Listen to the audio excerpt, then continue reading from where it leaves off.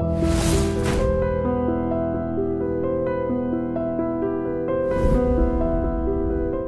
this is Ram Gopal Verma and congratulations to iDream for reaching 1 million subscribers. నేను మళ్ళీ ఒక letter పెద్దగా రాశాను అన్నమాట. అంత మోసం చేస్తారా నన్ను? అన్నమాచార్య పాటలు ప్రచారం అయితే నేను మానను, నేను నా శక్తిలా నేను చేస్తాను, దయచేసి రిలీవ్ చేయండి. సరే లెటర్ పంపిస్తే ఆయన acceptance letter, we're very sorry to lose your services, whenever your problems are sorted out you are welcome back to join the project అని ఇచ్చారు లెటర్. అది చూసి ఏడ్చేసాను అనమాట. ఏంటైతే నీకు ఇష్టమే అనమాట నేను వెళ్ళడం అని, స్వామి ఇష్టం ఉంటేనే కదా యాక్సెప్టెన్స్ వస్తుంది అని అదొక ఏడుపు. ఫైనల్గా ఆ రోజు ఇంకా నెక్స్ట్ ఈ రామదాస్ది వచ్చింది, ఇంక ఇంటర్వ్యూకి బయలుదేరాలి. నా దగ్గర వెహికల్ లేదు కొండకి వెళ్ళాలంటే. ఇదివరకు అయితే ఆర్టిస్ట్గా ఒక వ్యాన్ ఉండేది, వెళ్ళేవాళ్ళం, పాడేవాళ్ళం, దర్శనం చేసుకునేవాళ్ళం. ఇప్పుడు ఏది లేదు కదా. సరే వెంకన్న పాదాలకి వెళ్ళైనా చెప్పి రావాలి స్వామికి. నేను ఇంకా నాకు వాళ్ళు సెలెక్ట్ చేయకపోతే కూడా నేను తిరిగి రాను, ఇంకా అక్కడే ఉంటానని నిర్ణయం తీసుకున్నాను అనమాట. అక్కడే ఏదన్నా చేస్తాను కానీ మళ్ళీ తిరిగి రాను. రిక్షా చేసుకుని వెళ్ళాను వెంకన్న పాదాల దగ్గరికి. అప్పట్లో ఇంత ట్రాఫిక్ ఉండేది కాదు ప్రేమ అక్కడ. తర్వాత రిక్షా వాళ్ళు కూడా రానుపోను మాట్లాడుకునేవాళ్ళు అనమాట. అక్కడ వెయిట్ చేయంటే వెళ్ళిపోతారు వాళ్ళు. అలాంటిది వీడిని తీసుకెళ్ళాను. వాడు వెళ్ళినందుకు డబ్బులు ఇచ్చేయాలి, ఉంటే త్వరగా వస్తే తీసుకెళ్తాను, లేకపోతే లేదంటే ఇంకా నేను మర్చిపోయాను. అక్కడికి వెళ్ళి పాటలు పాడి ఏడ్చి నేను వెళ్ళొస్తాను, ఈ కొండ చూడడానికి లేదు, ఇంకా మళ్ళీ రోజు చూస్తుంటాను కదా, మా ఇంటి నుంచి కూడా కనపడేది కొండ. అవన్నీ చేసుకొని వచ్చేసరికి వీడు వెళ్ళిపోయాడు. నేను ఇంకా నడుచుకుని రావాలి, చాలా దూరం రిక్షా ఎక్కాలంటే. నడుచుకుని సిద్ధమయ్యే వస్తుంటే కొండ నుండి ఖాళీ బస్సు వచ్చింది. కొండ నుండి ఖాళీ బస్సు కింద నుండి వెళ్ళడం నాకు తెలుసు, కొండ నుండి ఖాళీ బస్సు ఎందుకు వస్తుందో తెలియదు. వచ్చి ఆయన డ్రైవర్ దిగి నా చేతిలో చిన్న లడ్లు ఇస్తారు దర్శనం తర్వాత, ఇంత సైజు ఉంటుంది. అవి 4 నా చేతిలో పెట్టాడు. రండమ్మా బస్సు ఎక్కండి, నేను అట్టే వెళ్తున్నాను, ఇంటి దగ్గర డ్రాప్ చేస్తాను. వద్దు మొహమాట పడుతున్నాను. అట్టే వెళ్తున్నానమ్మా అన్ని 4-5 సార్లు అడిగేసరికి సరే ఎక్కాను. వెళ్ళిన తర్వాత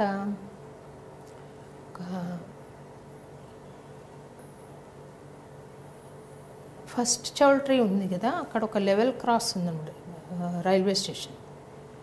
అక్కడ బస్సు ఆపాడు. ఆ లెవెల్ క్రాస్ దాటి లోపలికి వెళ్తే మా ఇల్లు వస్తుంది. ఆ బస్సు అక్కడ ఆపాడు.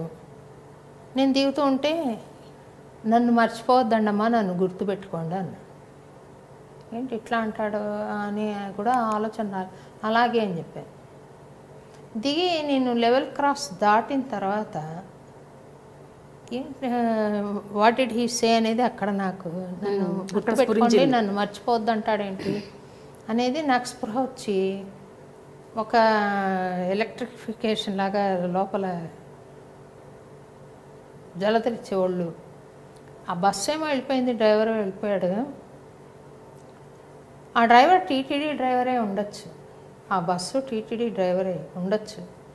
కాకపోతే ఆ క్షణంలో అలా 4 లడ్లు నా చేతిలో పెట్టడం, నన్ను మర్చిపోవద్దమ్మా, మమ్మల్ని గుర్తుపెట్టుకోండి అండం.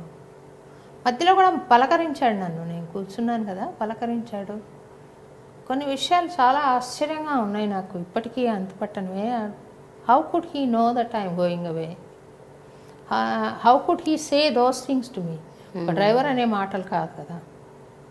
సో అప్పటికి నాకు విచిత్రంగా అనిపించిన, ఇప్పుడు నేను నిలబడ్డ స్థానాన్ని చూసి వెనక్కి ఒకసారి తిరిగి చూస్తే, was it not Swami who caught my hand and brought me this way. నేను సినిమాలకు వెళ్తుంటే ఇట్లరా అని తెచ్చి, గుళ్ళో అనుభూతి ఇచ్చి, మళ్ళీ గుడి కొండకెళ్ళి నేను తిరిగి వచ్చి జాయినింగ్ రిపోర్ట్ ఇచ్చిన దగ్గర నుండి was he not behind me to do all these things.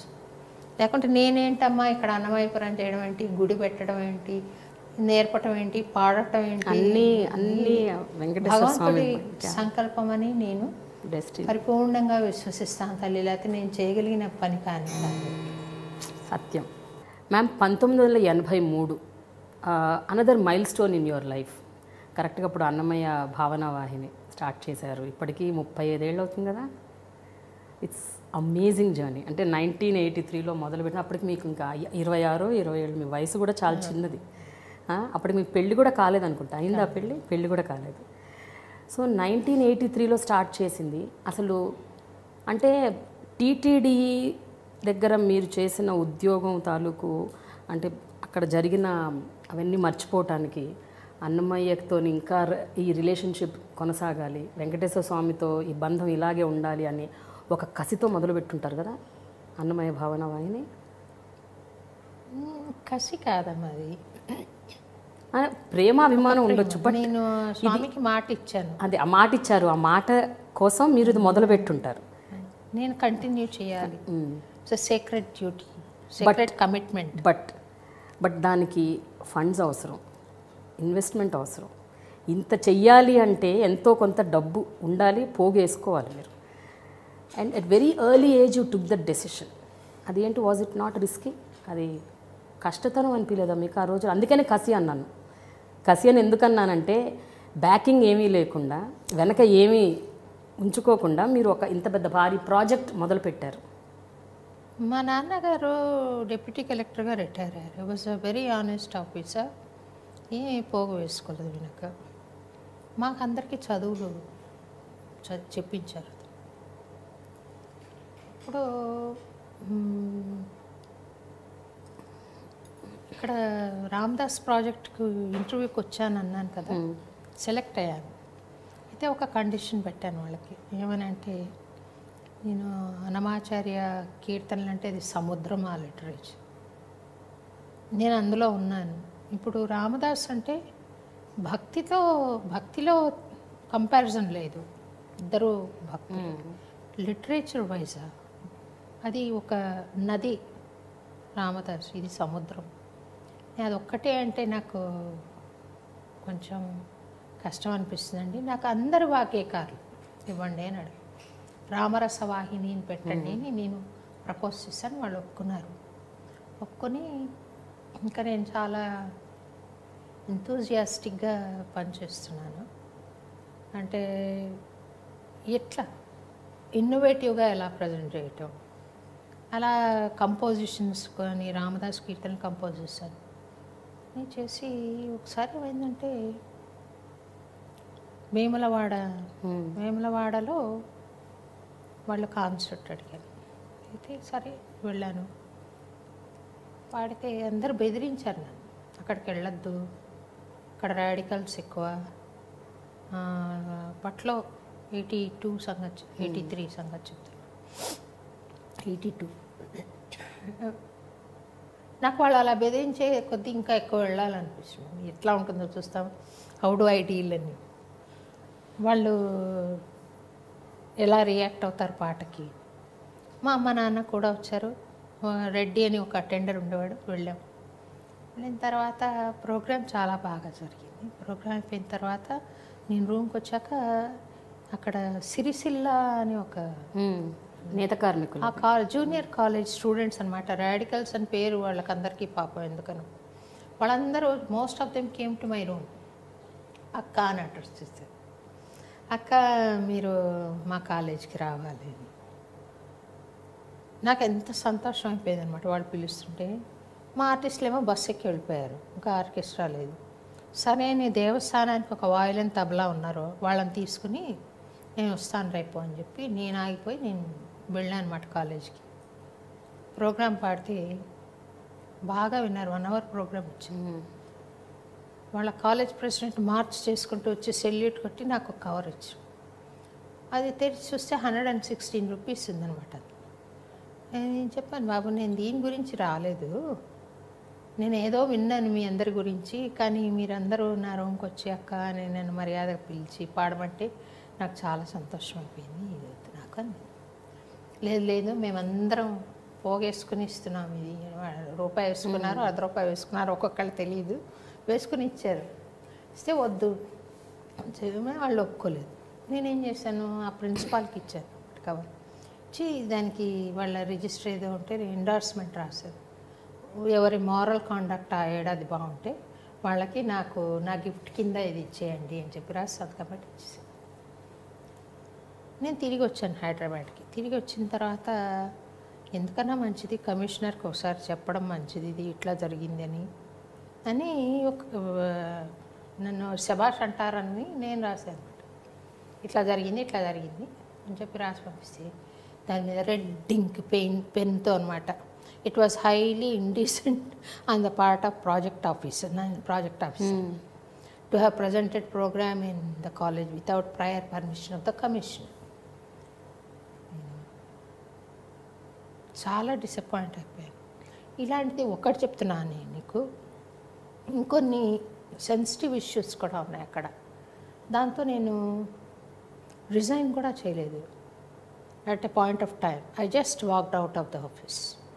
నేను ఇక్కడ ఇంకా నా జీవితంలో ఎక్కడా ఉద్యోగం చేయను. ఒకటి టీటీడీ అయిపోయింది, ఇక్కడ అయింది, ఇంకా నేను ఎప్పుడు చేయను. స్వామి నాకు పాడే టాలెంట్ ఇచ్చావు, నా చేత ఏం చేయించుకుంటావో చేయించుకో, నా దగ్గర ఏం లేదు అంతకన్నా అని చెప్పి మానసికంగా ఇంకోసారి ప్రార్థన చేసి అంతే. ఇప్పటిదాకా నేను ఎక్కడ మళ్ళీ జాబ్స్ చేయలేదు, అదే లాస్ట్. తర్వాత వచ్చిన తర్వాత క్లాసెస్ మొదలుపెట్టాను. ఫస్ట్ అన్నమాచార్య భావనావాహిని స్టార్ట్ చేసేసి క్లాసెస్ మొదలుపెట్టాను.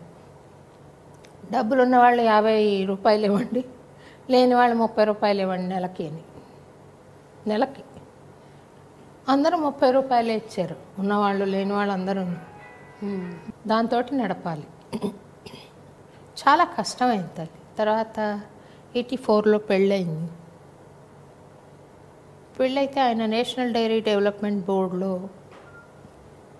డిప్యూటీ ఎగ్జిక్యూటివ్గా చేస్తున్నారు. తను ఎక్కడో బిల్లిపురంలో చేస్తున్నారు. తర్వాత కోయంబత్తూరుకు ట్రాన్స్ఫర్ అయింది. నేను హైదరాబాద్లో ఏదైనా కాన్సర్ట్ వస్తే టెలిగ్రామ్ ఇవ్వటం లేదా ఫోన్ చేయటం, నువ్వు తోడు రావాలి నాకు. అంతవరకు మా నాన్న అమ్మ వచ్చారు. ఇంకా వాళ్ళు వెళ్ళిపోయారు. పెళ్ళయ్యాక మీరు చూసుకోండి. ఇంకా మా నాన్న బలవంతంగా ఉన్నారనమాట. పిల్ల పాడుతుంది కదా అని ఒక తన ఇంట్రెస్ట్ అని నన్ను ఉన్నారు. కానీ ఆయనకి ఎప్పుడెప్పుడు పల్లెకి వెళ్ళిపోదావా అని ఉండింది. పెళ్ళి అయిపోగానే వెళ్ళిపోయాను. ఇంకా ఈయన ప్రతిసారి నేను పిలుస్తుంటే ఈయన విసుక్కునేవాడు. నాది సెంట్రల్ గవర్నమెంట్ జాబ్, నువ్వు పిలిచినప్పుడల్లా రావాలంటే కాదు అని. కొన్నాళ్ళు కొంచెం కష్టం అనిపించింది. తర్వాత నేషనల్ కాంపిటీషన్స్ మొదలుపెట్టాను. గోల్డ్ మెడల్ ఇవ్వాలి ఫస్ట్ వచ్చిన వాళ్ళకి, 2వ ప్రైజు తంబురా, 3వ ప్రైజ్ శృతి బాక్స్ అని కాంపిటీషన్స్ చేశాను. కాన్సర్ట్స్ ఇచ్చేదాన్ని.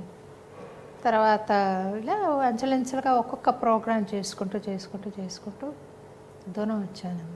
Hi, this is Ram Gopal Verma and congratulations to iDream for reaching 1 million subscribers. Hi, this is Ritu Verma. Nenu Milasyani. Hello everybody, this is me Noel. 1 million subscribers reach అయిన శుభతరుణంలో నా శుభాకాంక్షలు తెలియజేస్తున్నాను. iDream 1 million subscribers ki reach అయ్యిందండి. Congrats to iDream Media on reaching 1 million subscribers. iDream Media on 1 million subscribers reach చేసినందుకు all the best and congratulations to you. Congrats iDream. Keep up the good work and continue to entertain.